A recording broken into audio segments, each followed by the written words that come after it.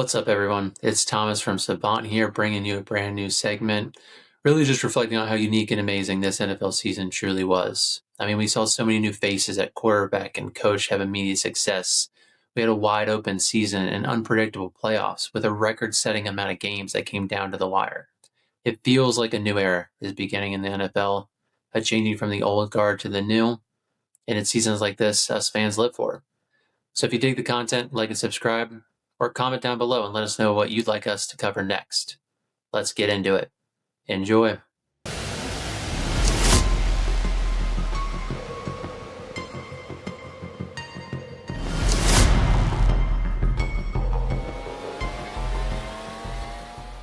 All right, so let's briefly talk about the old guard.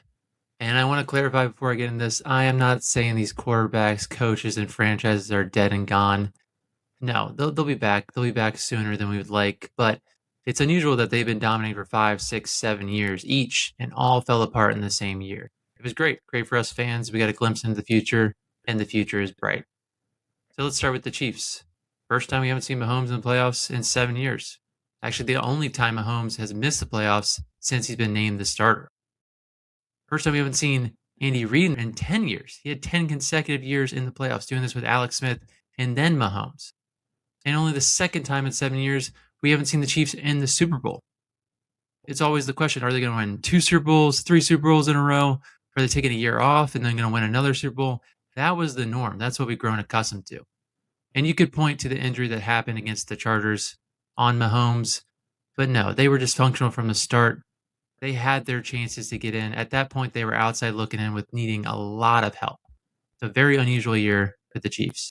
Now let's get into the Ravens. John Harbaugh had made the playoffs 12 out of the 18 years he was with Baltimore. And this is only the second time we had no Lamar in the playoffs since he became the starter. That's multiple MVPs, multiple one seeds, multiple times that the playoffs and the AFC ran through Baltimore. They've been dominating the league the past 7 years. And their season boils down to this, how it started and finished. The fact that they blew that lead to Buffalo in week 1, and the fact that they missed a makeable field goal in Pittsburgh in the last week. That's why John Harbaugh is out of Baltimore. That's why this pair is no longer together. No Buccaneers in the playoffs. That's the first time that's happened since 2019. They had won the division 4 straight years. Had a seamless transition from Brady to Baker to just keep dominating the NFC South. In the circumstance in which that happened, it was just so perfect. The fact that they beat the Panthers in the last week to tie up the records, losing records at that, and then had to go home, sit on their couch as they watched the Falcons beat the Saints and get booted based off strength of schedule, could only happen in the NFC South. And lastly, the Bills. Yes, the Bills made the playoffs, but not in their usual fashion. They normally have home field advantage. Normally these games are going through Orchard Park in the elements, which is a huge advantage to have. This is the first time in 6 years they did not win the AFC East. Think about how these playoffs could have been so much different if that were the case. No Mahomes, and you have home field advantage in the snow for the whole playoffs. Maybe Sean McDermott would still have a job. Maybe Josh Allen would be hoisting a trophy. Who knows? But this iteration of the Bills is done. All right, now it's time to get into the fun stuff. The new kids on the block. The quarterbacks, the coaches, the teams coming on the scene for the first time in a long time. And we got to start with the Carolina Panthers. First division win since the 2015 season. The first playoff appearance since 2017. That's back in the Cam Newton era. It's been forever since these guys have been relevant. And some might say they did not belong here, but in the wildcard round, they proved they did. They took the high-powered Rams to the very last minute. That's arguably the second or third best team in the league this season. If it weren't for some last-minute heroics by Matthew Stafford, the Panthers could have won that game. And that was the highest point spread of the whole playoffs at 10.5. That was an expected blowout, and they took the Rams down to the wire. And Bryce Young, yeah, looked a little shaky at the beginning and the end of the game when the pressure was extremely high. But overall, quite poised. Had a nice touchdown run, nice touchdown pass, made great decisions throughout the game. And this is expected for a quarterback making their first ever playoff appearance. I mean, since early 2000s, quarterbacks in the playoffs making their first appearance win at about 30%, and cover at about 33%. The odds are not in their favor. So the fact in an expected blowout, Bryce Young and Dave Canales got the cover is a big deal. I'm excited to see what the Panthers can do in the upcoming years. Now the Denver Broncos. Man, that Sean Payton presser after they beat the Bills, giving out the Bo Nix injury news was surreal. I still can't believe it happened. There was no evidence during that game that he got injured, and the path for the Super Bowl for them was right there for the taking. Imagine Bo Nix's ability to run in the snow with them having the wind to their back in the fourth quarter. Things could have been different. Bo, wishing you a speedy recovery. Either way, the Broncos are rolling. I mean, we've only had this QB coach combo in Nix and Peyton for 2 years, and they've had 2 straight playoff appearances. In the second year now, they've gotten the first 1 seed and first division win since 2015. And Bo Nix, even though this is his second time in the playoffs, he got his first playoff win and avenged the beatdown the Bills gave them in the wildcard round last season. And Sean Payton has a real shot at history to become the first ever coach to win a Super Bowl with 2 different franchises. If you're a Broncos fan, you have to be excited because they are here to stay. And how about the Chicago Bears? Man, this Caleb Williams, Ben Johnson duo is dynamic. This is exactly what the city has needed for decades. They got the Bears their first playoff appearance since 2020 and their first win in over 15 years. Talk about a drought. And in ridiculous fashion, I think it was also the team's biggest playoff comeback in team history.